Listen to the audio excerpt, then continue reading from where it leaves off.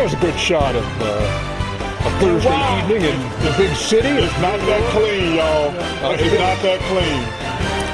The New York Knicks fans are beside themselves after what happened in Game 1 on Tuesday night.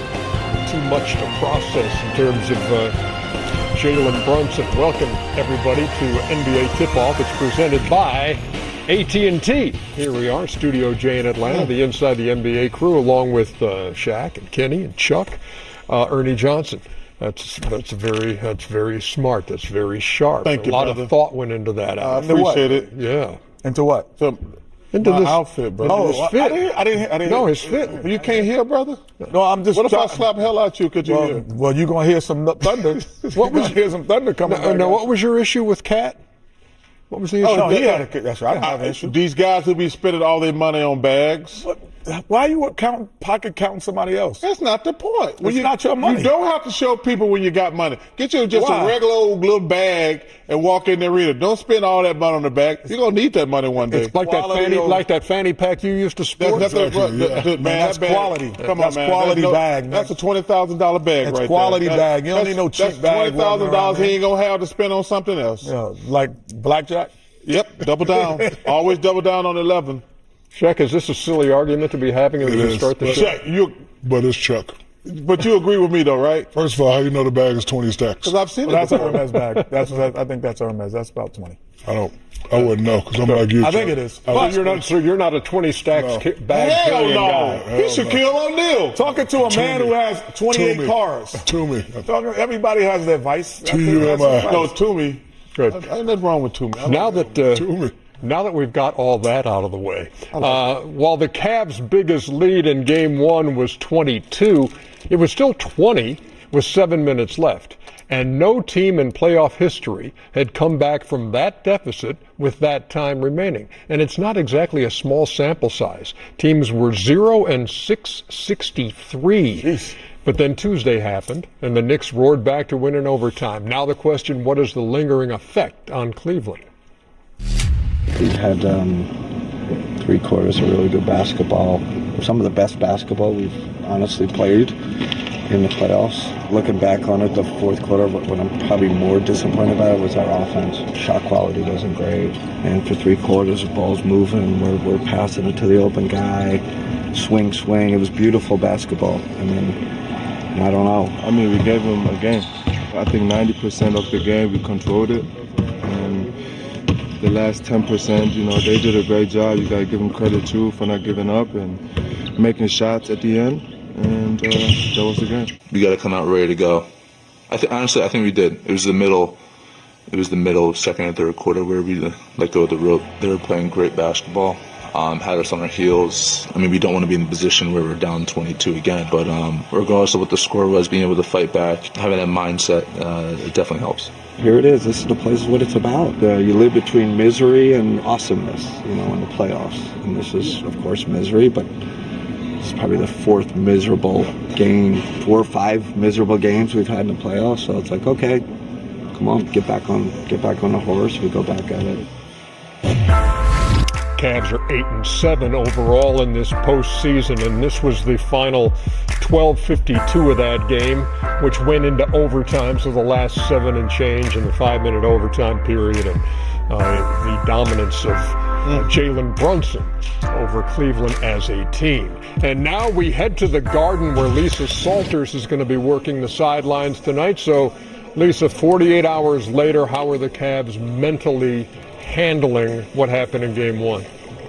Yeah, Ernie, well, that's been the question for the Cavaliers, like you said, for the last 48 hours. How do they mentally recover from a loss like this? And Kenny Atkinson's response has been, well, the same way we did all those other times that we had those bad losses in these same playoffs. Atkinson said they went through this when R.J. Barrett hit the 3 that almost bounced as high as the ceiling in Game 6 in Toronto. They were crushed when they failed to close out the last series at home. That was devastating, too, he said. And our response has always been, hey, let's get back on the horse and just keep going. So the Cavaliers, at least outwardly, appear to be owning what happened. They also seem determined to move on. Donovan Mitchell said he really didn't have an answer as to why he didn't score in overtime. He and James Harden were a combined 1 for 10 from the floor with just 3 points in the last 12 minutes of Game 1. Donovan was asked if he was healthy, if perhaps there was an injury that maybe he was playing through, and he said, no, I feel great.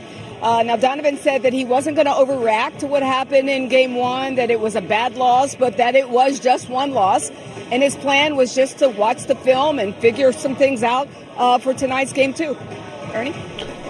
Lisa Salters, thank you very much. We appreciate it. Shaq, I got a question for you because we've heard like the Cavalier players afterwards saying, as Lisa points out, hey, it's one loss. It's a loss whether you lose by 40 or whether you lose by 1. Is that something you would truly believe or something you feel like you need to say? You need to say it, and if you want to win a championship, and if you think your team has the potential to win the championship, you have to embed that in your mind. My question is, can they bounce back from it mentally? You know, listen, it was a tough loss. They're in New York, 48 hours. I was actually in New York. I read the articles. The articles were killer. Can they bounce back? We're all players. We have egos. So, you know, as you heard Coach and Donovan say, we missed some shots. The offense, you know, forget the defense, you know, forget all that. We missed some shots. So if you stick to that excuse, if you believe that excuse, and if you come out and play like you think you're going to win a championship, you do have a chance. But again, can they bounce back emotionally? I'm looking to see if they know how to make in-game adjustments. You can't let a guy go up. My guy's 7, 8, 9, 10 games in a row. At some point, you got to call a timeout. At some point, one of your teammates got to grab me and say, hey, man, send them this way to the help. So can they make in-game adjustments? Will they be ready emotionally? And will they believe the excuses that they set up for themselves? Chuck, Kenny Atkinson, you heard him say that the offense was the thing that jumped out at him and how stagnant things got in that last 7.5 minutes. Well, first of all, let's get one. Kenny Atkinson had a bad 6 minutes, and the Cavs had a bad 6 minutes. First of all, if you got a 20-point lead, your offense and defense sucks. Let's get it out the way. That ain't just no offensive thing. I do think their offense got stagnant first and foremost, but they didn't play it. They can't let James Harden just get abused like that. First of all, if he's not going to play any better defense, because not only he messed up on one-on-one on Brunson, if you have to go back and look at the tape, he left those guys open for those wide open threes in the corner. So you factor in when Brunson was, they took him off Brunson, they put him on other guys, and he gave up 2 wide open threes right here. You know, come on, man. That's just a layup. I mean, this is just like, now at this point right here, you just can't let him just cook this dude. Now this is just like, listen, the house is on fire. You just got to get your family out. Now watch this here. Hey, now it's too late now. The house is way on fire. There ain't really no help you can do with that 1-4 flat. Well, you got to take the ball out of his hands. Look at that. This is like, Ernie, this is like 7 times in a row. And Mike Brown said, hey, it's no secret. We were attacking James Harden. Yeah. And the same question you asked Brunson the other night, Shaq. Yeah, man, listen, James Harden is not a great defender. However, Brunson is not a great defender either. So if I'm Cleveland, I'm also going at him. The last, you know, when he hit those 7 shots in a row on defense, he rested on defense, which allowed him to have great energy on offense. So if he's going to attack our guy's got to attack him also. How do you keep James Harden out of that situation again tonight, Kenny? Well, you know, James, first of all, James is 36 years old. Oh, so you know, he should be getting cooked by Brunson. By Brunson.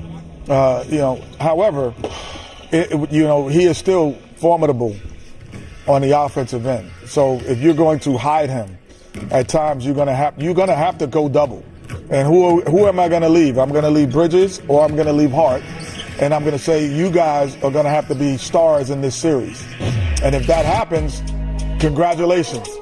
But if you allow this guy to play one-on-one basketball, he has been the clutch player in the NBA at one time. I think the most best clutch player down the stretch. And he's been Little Wemby in terms of down the stretch for these games. So you can't allow him to play that. Or you go zone. You're like, we're just going to zone up because this guy's just beating us off the dribble and we don't have the personnel to do it. But the last thing I would do, I would not switch pick and rolls. Like, my guy's got to fight through or go under to not have James Harden guard him in those areas. But why are we switching every single pick and roll when all you have to do is fight through a screen by another guard? So he's not even fighting a screen on a big. From a big. He's fighting it from another guard. He could just get through that screen and play who wants to guard him, guard him. And But stop also, switching. if you look at those plays, it wasn't no screen coming. That was just cooking James' ass. Yeah, so that was one number one, flat. James got to take more pride in his defense. But Coach Atkinson, he didn't make any adjustments. He had two timeouts, and that lead went from 22 to 10 before he called the first timeout. At that point, the house is on fire. It went from 22 to 5. And before he called a timeout. Yeah. And I'm like, dude, and we're screaming, Yeah. yo, man, timeout. And then, because you know, when you get to the 2-minute mark, you lose those timeouts anyway. You got two max in the last 2 or 3 so minutes you of the got game. you're like, why are you saving timeout? What are you saving for, a spring break? No, that's not need that. But also, you got to take James out the game. If you got Donovan out Don't there, switch. Just don't switch. No, but I'm saying if James gonna get cooked like that, Dennis Schroeder gonna compete more. Wade gonna compete more. Struth's gonna compete more. Those guys are good, hard working defenders. You just cannot let that happen. Just put James on Josh Hart and you're fine. You don't switch. Well, as we head to break.